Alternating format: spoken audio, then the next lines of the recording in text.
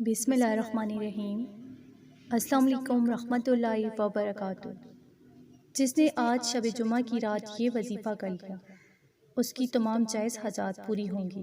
نبی پاک صلی اللہ علیہ وآلہ وسلم نے فرمایا کہ جمعہ کا دن تمام دنوں سے افضل ترین دن ہے۔ اس دن آدم علیہ السلام پیدا ہوئے اور اسی دن ان کی وفات ہوئی اور اسی دن قیامت قائم ہوگی اور اسی دن موت اور فنا کی بے ہوشی ساری مخلوقات پر طاری ہوگی۔ لہٰذا تم لوگ جمعہ کے دن کثرت سے مجھ پر درود پڑھا کرو، کیونکہ جمعہ کے دن پڑھے جانے والا درود مجھ پر پیش ہوتا ہے اور پیش ہوتا رہے گا۔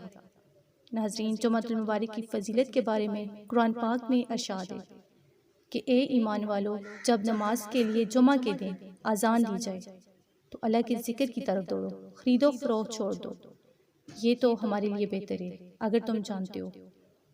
جو شخص شب جمعہ کی رات عشاء کی نماز کے بعد 10 رکعت نفل دو کر کے اس طرح پڑھے کہ ہر رکعت میں سورہ فاتحہ کے بعد ایک مرتبہ سورہ اخلاص اور ایک مرتبہ معوذتین پڑھے تو اس نمازی کے نامہ اعمال میں شب قدر میں شب بیداری کا ثواب لکھا جائے گا۔ تو اس مبارک شب کثرت سے درود شریف بھی پڑھیں۔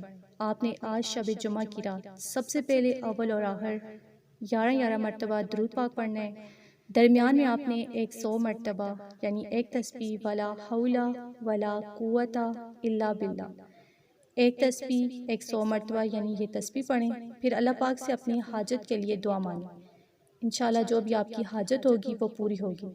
اگر آپ درود پاک 100 مرتبہ پڑھیں تو اور زیادہ بہتر ہے۔ درود پاک جو بھی آپ کو آتا ہو، آپ کو آسان لگے، آپ وہ بھی پڑھ سکتے ہیں۔ شب جمعہ کی رات کثرت سے درود پاک پڑھیں۔ اللہ پاک خوش ہوتے ہیں جب کوئی اللہ کے محبوب پر درود و سلام بھیجتا ہے۔ اللہ پاک خود بھی اپنے محبوب پر درود و سلام بھیجتے ہیں۔